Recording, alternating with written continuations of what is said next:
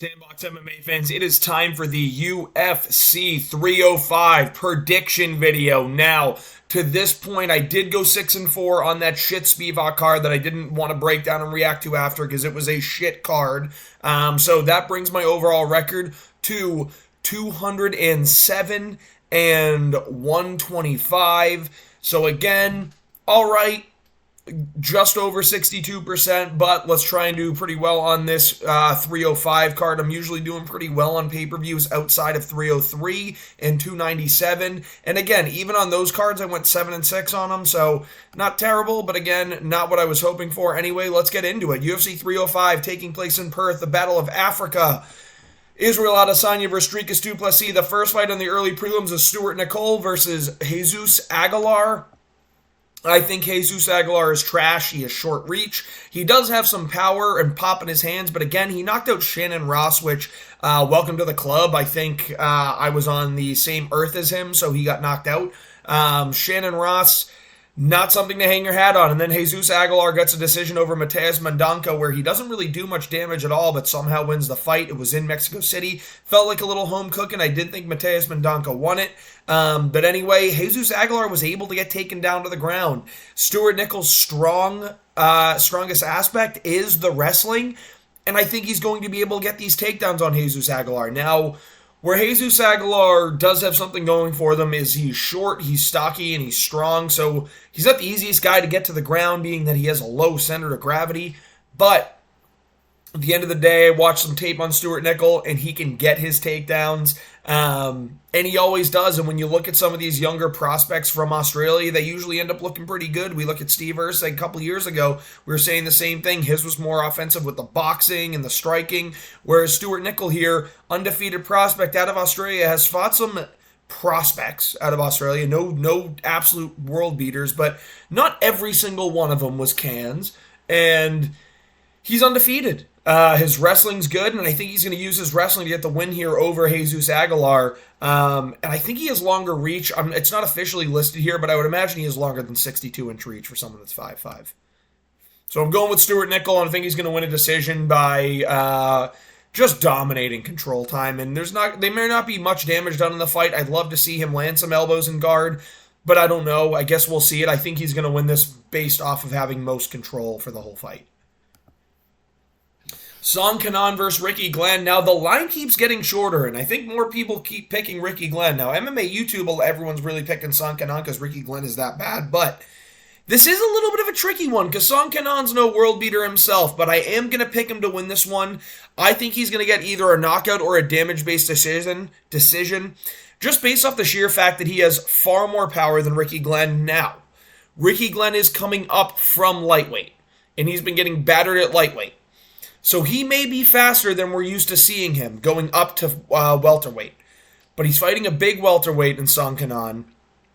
Somebody that has power, who has knocked down Ian Gary, who beat up Rolando Bedoya.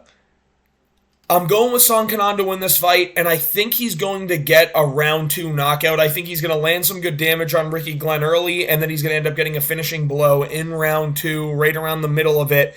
Ricky Glenn may have some moments where in the beginning of this fight he's looking fast, he's looking quick, he's doing some work up against the cage, but I think Song Kanan is going to end up disengaging from the clinch from Ricky Glenn, and that's where you're going to see Ricky Glenn start to wilt. I think Ricky will go for the clinch, and I think he'll have it for like 30 seconds to a minute, landing some knees, landing a couple, pitter-pat punches, but I do think once Song Kanan gets a separation, he's going to know to fight the clinch, and he's going to fight a little bit differently, being a little bit more composed with selecting his shots, and I think his shot selection is going to win him this fight based off of damage. If he doesn't get the round 2 knockout, he's going to win a damage-based decision. Again, Song Kanan's no world beater, but Ricky Glenn is awful. I'm going to pick Song Kanan, but I am weary to see that Ricky Glenn's line has gotten less favorable in terms of a selection, meaning that the line's getting closer between the two fighters, and I don't know who's betting on Ricky Glenn or what's happening, but maybe Ricky Glenn going up in weight ends up looking better, as we see sometimes fighters do. I know rest in peace Lucas Tracy, but he talks about the divisional skill gap between fighters a lot, where a lot of the lower weight class guys have better technique and they go up and they beat the higher weight class guys. Saw it with Holloway. Saw it with Volk going up and having a competitive fight with Makhachev. You see it, Oliveira going up, Poirier going up. Like, these guys originally came from featherweight, so I guess we'll see. But I'm picking Sankanan here. Gun to my head, I'm picking Sankanan to win a damage-based decision or a round 2 knockout. Minus 1,300 is way too much for a guy that has no chin. Now, when it comes to Tom Nolan, you're looking at a guy, not to Chris Collinsworth this, but here's a guy that long, lanky for the division, has good step-in elbows, can strike, but has absolutely no chin. Now, when he fought, he got knocked out by Nicholas Mota. Nicholas Mota does have some strange kind of power sometimes, but you shouldn't be getting hit by Nicholas Mota if you're this tall, rangy prospect. He's 6'3" with a 73-inch reach here at lightweight. And Alex Reyes has a 73-inch reach, which is crazy for 5'11". But actually, Tom Nolan's reach is short for 6'3", is what I'm realizing. But I think his step-in elbows are good. I think Alex Reyes is awful. He's taken a lot of time off from the sport. Keeps having these 3-year layoffs in between fights. Don't know that he has an actual win in the UFC yet. I think it's from outside promotions and he got brought in because he's Dom Reyes' younger brother. Or older brother, but little brother. I guess he's a bat out of hell in the first round here. He's got some first-round knockouts on his resume. He's also got knocked out in the first round in his resume a couple times. And he's 37. Look at all these first-round knockouts over crap competition, but again, coming in. He went on a knockout streak. Wow, he had a big win streak. He had a 13-fight win streak. Knockout streak in the first round from 2008 all the way up to 2014. Then all of a sudden he stops knocking people out and he goes to get submissions from 2014 to 2015. Then he gets a knockout again in 2017, gets knocked out by Mike Perry, and then has a 6-year layoff and gets knocked out by Charlie Campbell. You're telling me that a guy that had a 6-year layoff I'm supposed to bet on and he's 37? Yeah, dude, I'm going with Tom Nolan, but I am weary. I might sprinkle a bet on Alex Reyes' first-round knockout just because he could catch Tom Nolan with a big hand or a big meaty hook. Just using some brain rot from Lucas Tracy since he's no longer with us. R.I.P. It's kind of sad not having Lucas Tracy in the MMA world. I like his content a lot. But anyway, going with Tom Nolan to get a first-round knockout here, but I am weary. Alex Reyes can knock out Tom Nolan, not because Alex Reyes is any good, but because Tom Nolan has no chin at all. The guy got knocked out by Nicholas Mota and then wobbled by Victor Martinez in the first round. Or maybe knocked down, too. Anyway, going to the next fight. I'm still picking Tom Nolan, but minus 1,300 is egregious. Speaking of egregious, minus 900, dude. What happened to these odds? These earlier this week, he was minus 350. So I'm going to pick Jack Jenkins here, and I'm going to pick him by knockout in the end of the first round, start of the second round, because Herbert Burns just tends to quit. I like the reach advantage for Herbert Burns. I like the height, especially being he's a submission guy, but he goes for it in the first 3 minutes, and I don't think he's going to get it in the first 3 minutes against Jack Jenkins, and he's going to eventually wilt. He's going to have his leg beat up. And when you're talking about a guy that quits in the octagon, if their leg's getting beat up and they can't stand, they are far more likely to just quit, throw it away. And that's what I think Herbert Burns is going to do here. I think Herbert Burns is going to get his leg chewed up, go for a finish early, realize he can't get it, because I think Jack Jenkins' takedown defense is pretty good. We saw it against Chepe Mariscal, and he ended up getting hurt in that fight, which sucked to see. Because I think Jack Jenkins is the real deal. I think he's a legit prospect, but I think his low kicks are going to be good. I think his boxing is going to be good. And here at featherweight, I think he's going to beat Herbert Burns with a second-round knockout. Early second round. Maybe, I'm going the end of the first round knockout. I think his low kicks are going to work really well. I think he's going to defend against the grappling and the submissions of Herbert Burns, and then I think he's just going to walk down Gilbert Burns, end up getting him sat down with a leg kick, and land some ground and pound to finish. You know what? No, he's not going to go in the guard and ground and pound. He's not going to risk that. He's going to ask Herbert Burns to keep standing up. He's going to keep working the low kicks where Herbert Burns is going to keep falling over. And at one point, Herbert Burns is just not going to come back to his feet. And Jack Jenkins is going to win by an end of first round TKO. This could be a very similar fight to actually how Kiwe Hernandez and Muhammad Yahya played out. I think that's what we're going to see here. Except Herbert Burns is going more for grappling. Now, Luana Santos and Casey O'Neill. Yeah, I've picked favorites every fight of the card so far.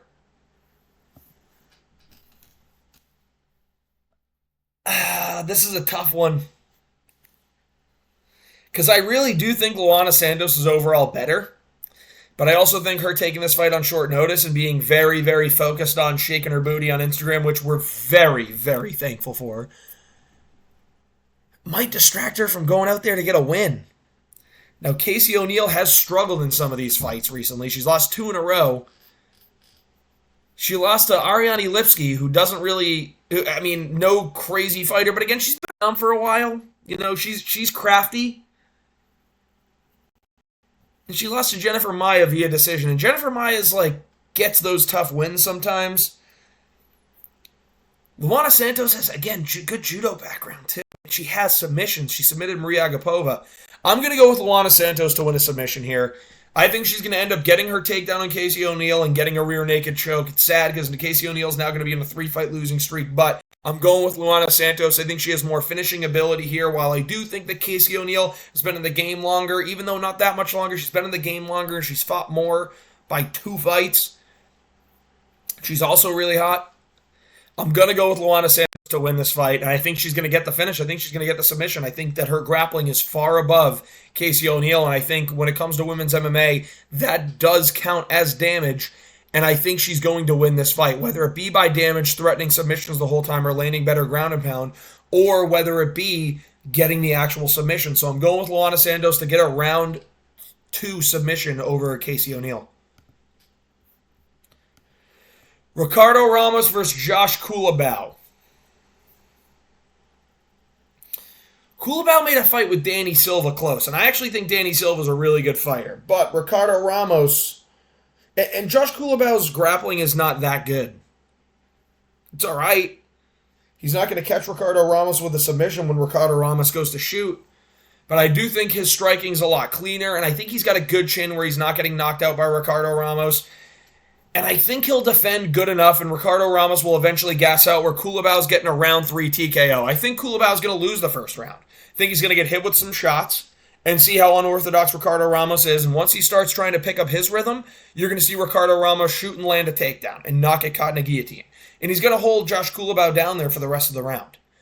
Round 2 is going to come around, and similar thing's going to happen. Ricardo Ramos is going to realize that he had success on the ground. He's going to shoot the takedown, get the takedown, hold him down there for a minute, maybe 2 minutes, and then Culibao's going to find his way back to his feet. Ricardo Ramos is going to throw some crazy punches, but you're going to see he's starting to gas out. He's going to go for a spinning back fist, and this is going to be the beginning of the end, where Culibao's going to really start working on his boxing, staying at range, landing low kicks, stuffing takedowns of Ricardo Ramos, landing low kicks again, end up working the boxing, being very selective with his shots where he's landing good ones on Ricardo Ramos that, again, aren't overly powerful, but Ramos is so tired at this point where they're starting to look damaging because of the visibility of Ricardo Ramos wilting. You know what I mean? Where he's just not taking the shots well because he's so tired. And then in round 3, early round, Josh Culibao puts it on them, ends up getting a TKO finish. In round 3, TKO finish for Josh Culibao is going to be the pick. Think that Ricardo Ramos is just going to break due to cardio. I think he's going to have success in the wrestling, but eventually Culibao is going to stop the takedowns, and Ricardo Ramos is going to get tired. I'm going with a round 3 KO from Josh Culibao, and all the favorites on the card continue. Until now, Walter Walker is going to grapple and lay on Junior Tafa for 3 straight rounds. Now, I know what you're thinking. Walter Walker was too dumb to shoot takedowns on Lucas Bresky until he was getting wobbled and hurt. I get that. I picked Carl Williams, and that's exactly what happened when he fought fucking Janata Diaz. He was only shooting when he got hurt. Same thing he did against Justin Tafa. But I think Walter Walker is a little bit more... He's a little bit stronger. He's bigger, definitely. 6'6", 78-inch reach. I think he's going to be able to use his jab a little bit to keep Junior Tafa on the outside, but when Tafa goes for these low kicks, when Tafa goes for these wild exchanges, I think that Walter Walker is going to be smart enough to shoot. I don't think he likes having that first loss in his mouth. Pause. The taste of the first loss in his mouth. I don't think he's going to like that. And I also think that he looks a lot more in shape and looks just bigger and stronger, looks better, and looks like he's been taking his training camp far more seriously for this fight than he has in the past, like when he was fighting Lucas Bresky. I think he's going to go in looking bigger and stronger, and I think he's going to be smart, and I think he's going to shoot and get his takedowns, and I think he's going to lay on Junior Tafa for the entirety of the fight. 30-27, Walter Walker. I'm picking him to win this decision. Moving on to the main card, Carlos Prates versus the Leech. I want the Leech to win so bad, but I actually really like Carlos Prates. His fight style is really good. He's like a young Anderson Silva, except he's 30.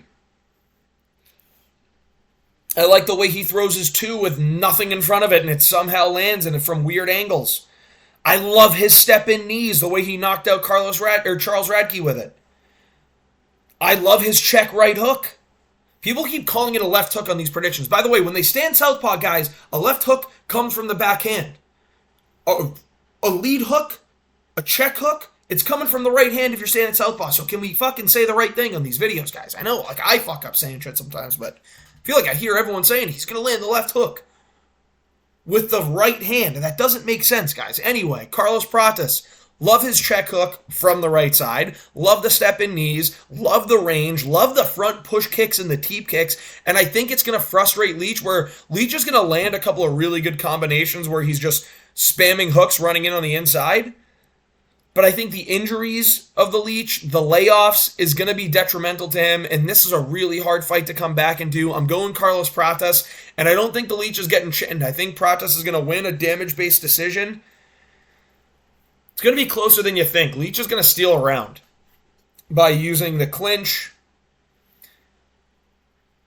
Is he even going to get to decision? You know what? I'm going to go with Carlos Prates to win an...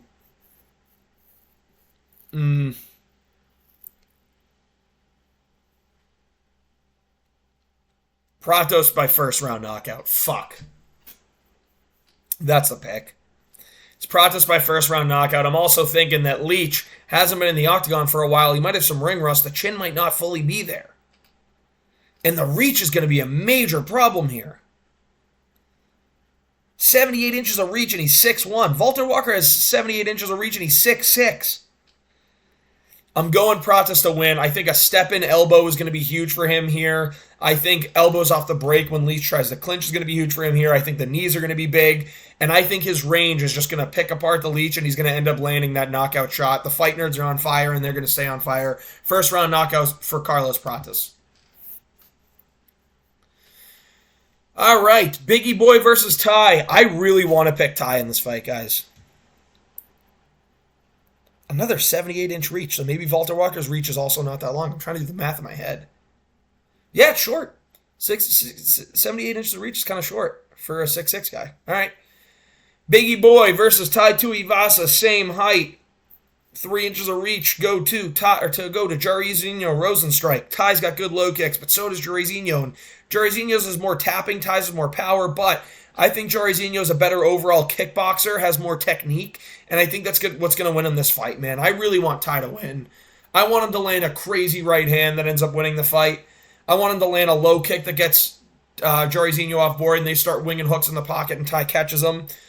But I think Jairzinho is going to win a decision here. I don't think he's going to knock out Ty, but I think he's going to win a decision. I think he's going to land more low kicks.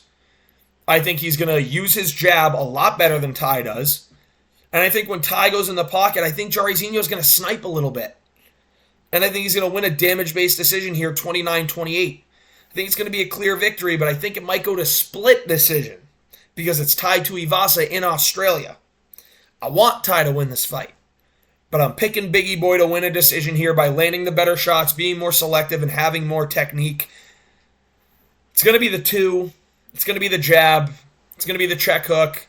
You know what? I really do think it's going to be the lead hand that wins Jairzinho Rosenstrike this fight. I think it's going to be the jab. I think it's going to be the hook on the outside, the lead hook.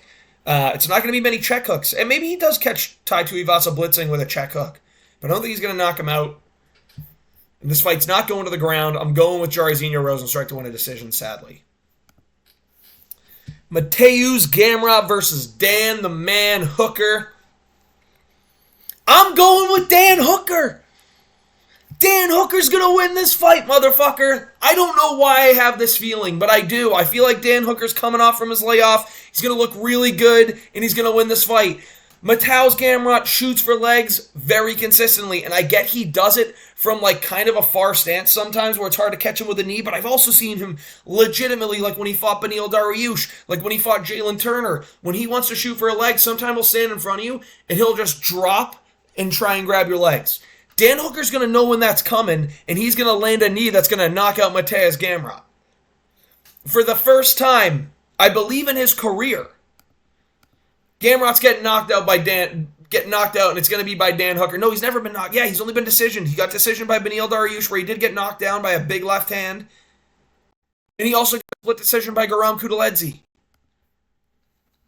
Dan Hooker's long, he's lanky, he's fought wrestling before. And granted, he got dominated by Islam Makhachev, but I think Islam Makhachev's transitions are better, and his finishing ability on the ground is better too. Like, Gamrot's not really finishing too many people on the ground.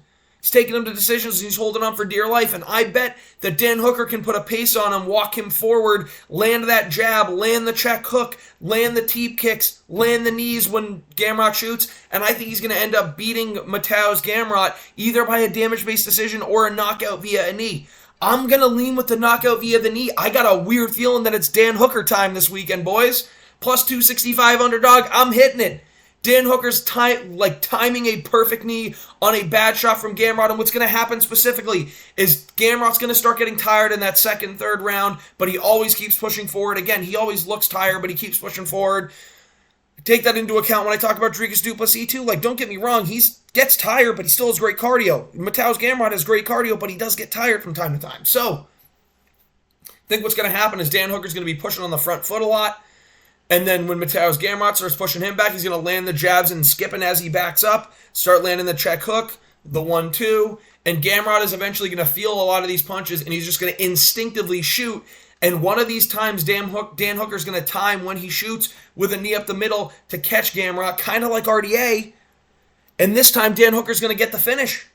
He's going to hit him so stiff that he's going to get the finish.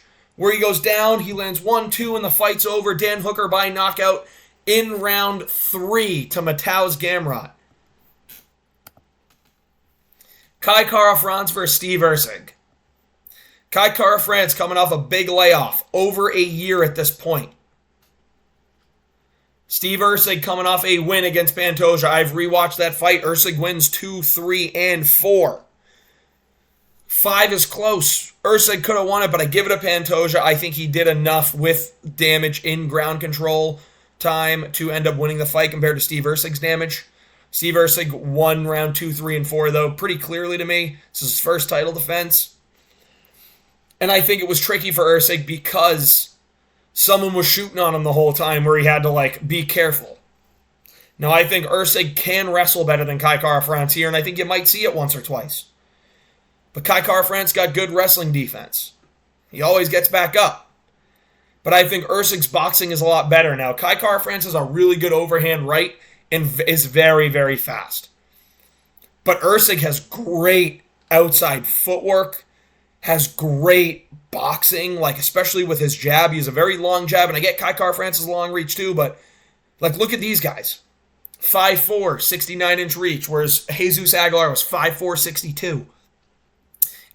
Steve Erceg's at the height, longer torso, 68-inch reach here.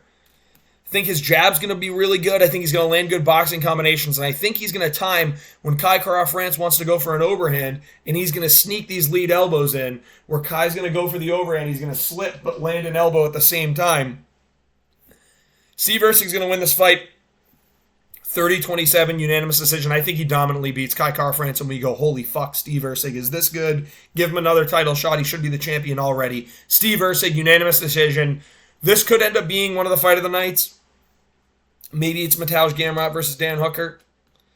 But I think that this fight is going to bang, and we're going to see a masterclass from Steve Erceg.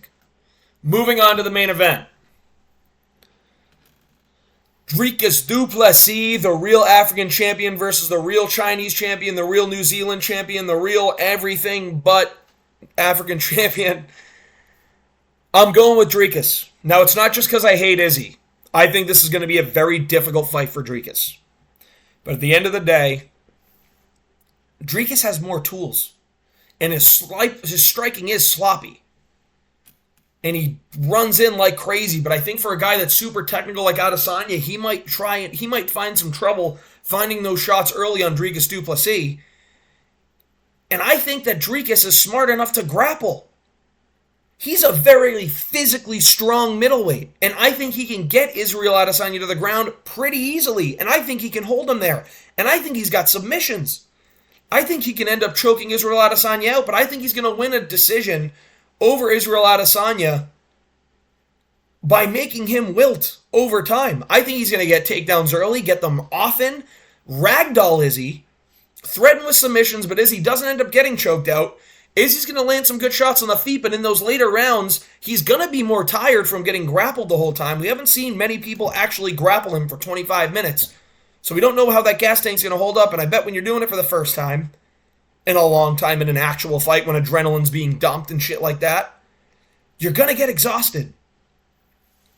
6'1" and 6'4" for a height difference? I don't think Izzy's actually that much taller than DDP. I don't. And I think that when Izzy low kicks at range, he does a good job of beating up one leg, but Dricus can fight southpaw. He did it against Robert Whittaker, and he was successful, and he beat Robert Whittaker. So I think Izzy's going to have a really hard time finding as many leg kicks as he usually does. He has a really good chance of landing a rear kick to the head for Dricus. Like if Dricus goes southpaw, Izzy's got that back leg wound up for a kick. If Dricus stays orthodox, he's got that left leg when he goes southpaw wound up for a kick. So there's danger in this fight for Dricus du Plessis, and I think it could be a question mark kick from Israel Adesanya that could do him in, but I think Dricus' chin is very, very durable and strong. I think he is very, very durable and strong. I think his grappling is much better than Adesanya's, and I think he can threaten with that grappling and power. I think he can ragdoll Izzy, and I think he's going to. Now, I do think this is going to be a tricky fight. It's going to be closer than we think, because Izzy is going to land his shots.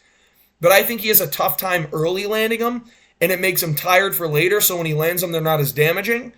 And I'm going to go with Dricus to win a 49-46 decision here over Israel Adesanya. He's the real African king. He gets Sean Strickland next. And I actually think he's going to beat Sean Strickland too. I think he's going to get Whittaker after Whittaker beats Khamzat Chimaev and he beats Sean Strickland.